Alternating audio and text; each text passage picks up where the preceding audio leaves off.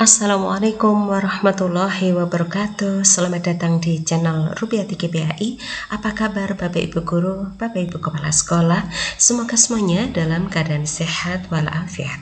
Bapak Ibu, dalam video kali ini kita akan berbagi tentang rubrik observasi praktek kinerja guru untuk indikator aktivasi interaktif. Bapak Ibu, terdapat 8 indikator praktek kinerja guru yang bisa kita pilih salah satunya di setiap periode penilaian Bapak Ibu ya, mulai dari keteraturan suasana kelas, penerapan disiplin positif, instruksi pembelajaran, instruksi yang adaptif, ekspektasi pada peserta didik, umpan balik konstruktif, perhatian dan kepedulian, dan aktivasi interaktif.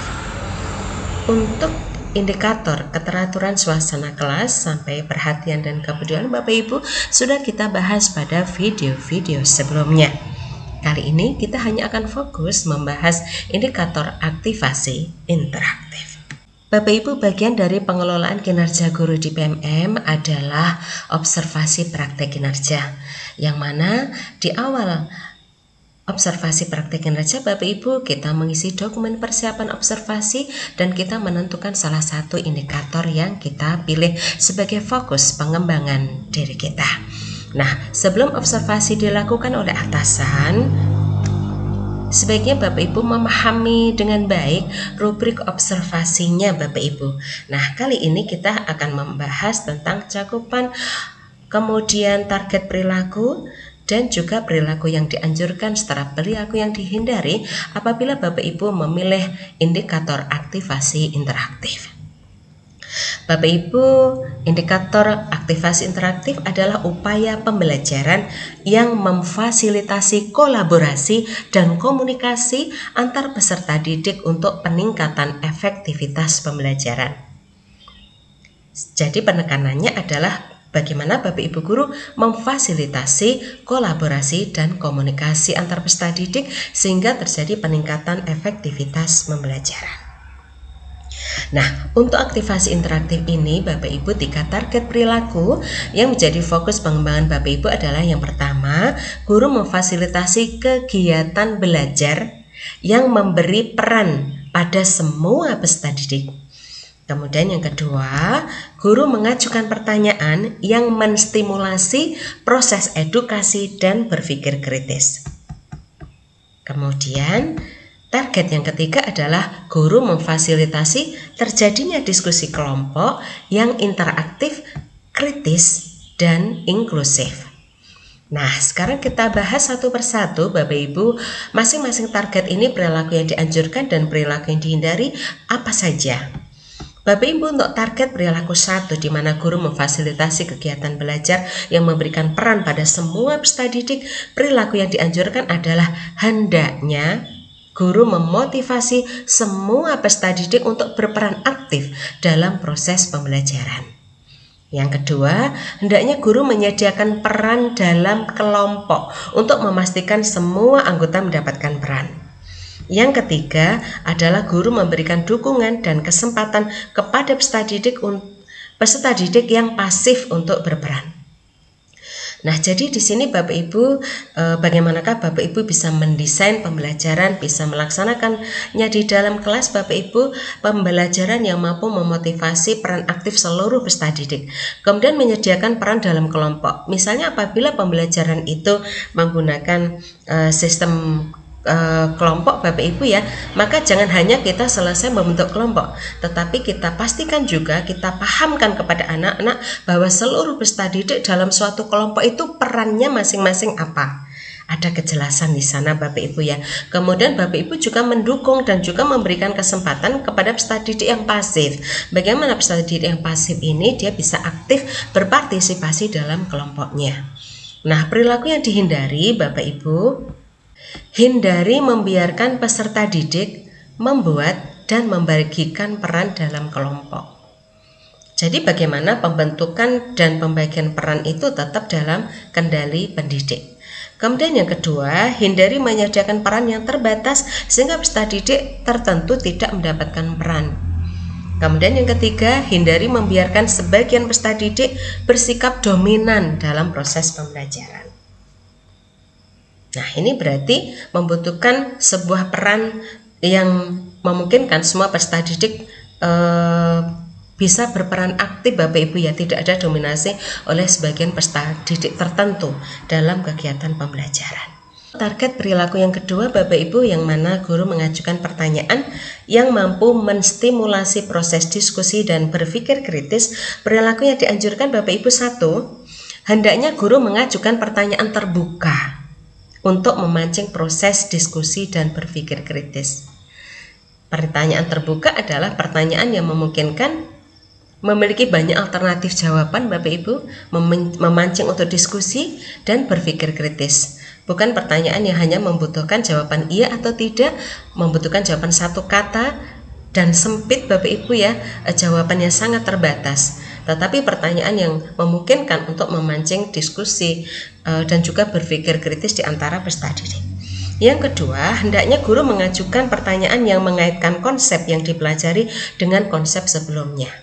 Jadi Bapak Ibu harus ada kesinambungan Bapak Ibu antara materi sebelumnya dengan materi hari ini, dan Bapak Ibu mengajukan pertanyaan sehingga ada keterkaitan antara konsep yang lalu dengan konsep yang sekarang dipelajari. Berikutnya, guru mengajukan yang meminta peserta didik membandingkan dua konsep yang berbeda.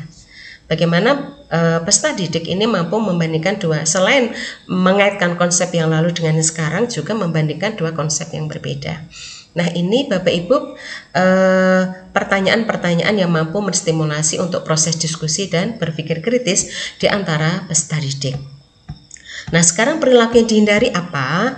Yaitu hindari mengajukan pertanyaan yang hanya menguji pemahaman peserta didik. Jadi jangan sampai kita bertanya hanya sebatas anak paham atau tidak Bapak Ibu. Kemudian yang kedua, hindari mengajukan pertanyaan yang meminta peserta didik mengulang konsep yang sudah disampaikan. Dan yang berikutnya, hindari guru menghakimi jawaban peserta didik sehingga membuat peserta didik lain ragu untuk menjawab. Fokus perilaku yang ketiga Bapak Ibu, yaitu guru memfasilitasi terjadinya diskusi kelompok yang interaktif, kritis, dan inklusif. Apa perilaku yang dianjurkan? Yaitu 1, hendaknya guru memotivasi peserta didik untuk menyampaikan pendapat secara terbuka.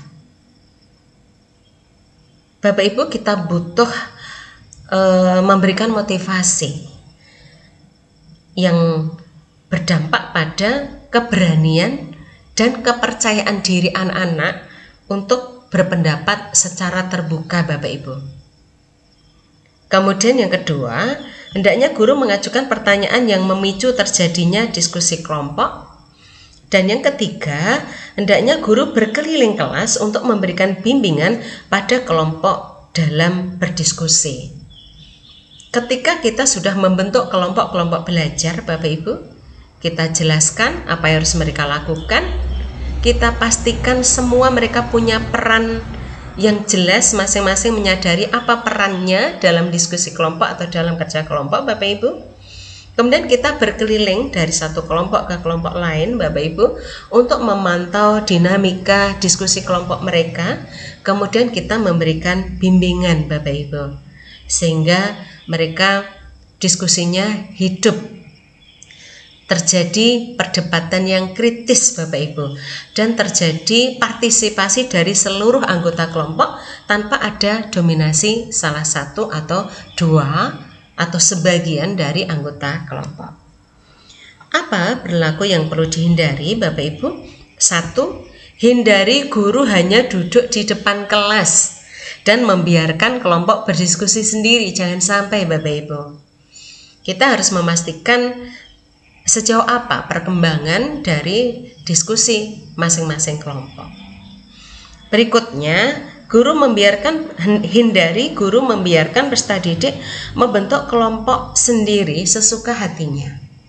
Bagaimana ketika kita membentuk kelompok itu tetap melibatkan partisipasi anak-anak, kemudian seperti apa kelompok yang diinginkan, kita fasilitasi Bapak Ibu, tidak membiarkan begitu saja sehingga kelompok itu terbentuk atas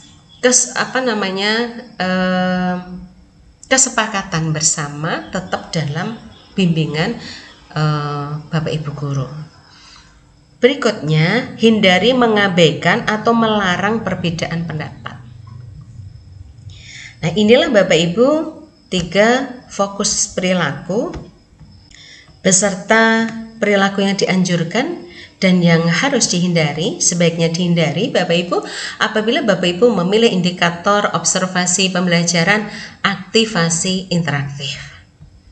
Nah, rubrik ini juga perlu dipahami dengan baik oleh Bapak Ibu Kepala Sekolah sehingga bisa fokus mengamati Bapak Ibu ya perilaku yang muncul, yang belum muncul atau yang sudah muncul, yang muncul tapi belum efektif, muncul dan sudah efektif. Kemudian di akhir observasi Bapak bisa menetapkan rating yang tepat sesuai dengan hasil observasi.